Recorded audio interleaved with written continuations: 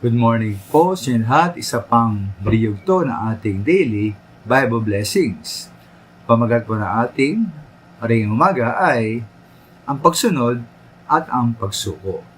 Ang pagsunod at ang pagsuko.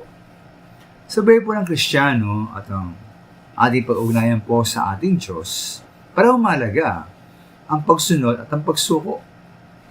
Masaya nga na mahal natin ng isang paraan ng pagsunod ay ang pagsuko. Dahil po ay nga sa, halimbawa sa Santiago 4:8, tayo natusang pasakop sa ating Diyos. Ngayon po sa kabilang banda naman, ang tunay po na may pagsuko sa Diyos ay sumusunod sa Diyos at kanyang mga utos. Ngayon po, kahit tila para magkakambal, para may overlap, ang pagsunod at ang pagsuko, mahalaga rin po na ating tignan ang kanilang kaibahan at pahalagaan ng bawat isa. Ngayon po kahalagaan po ng kanilang kakaiba ay makikita natin sa halimbawa sa Marcos Kapitulo 10. Doon po sabi po ng isang mayaman na lalaki sa verse 20, na utos po na huwag pumatay, huwag mangalunya, huwag magnakaw, huwag sumaksi sa di katotohanan, huwag magdaya, at gumana sa mga magulang. Ayon po sa kanya ay ginatnan niya mula sa kanyang kabataan. Siya po tila masanurin sa mga utos ng Panginoon. Ngunit paano po nangyari?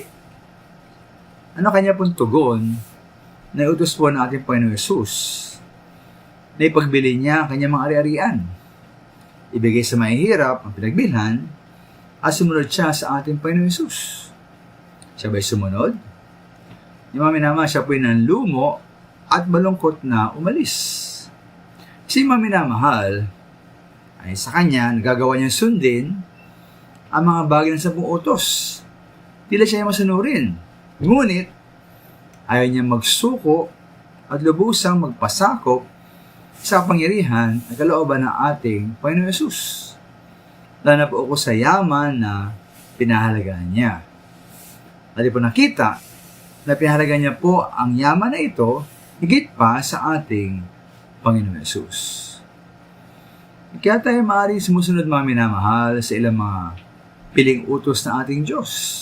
Ngunit, ang kailangan po ng Panginoon mula sa atin ay ating buo at lubos na pagpapasakop at pagsuko.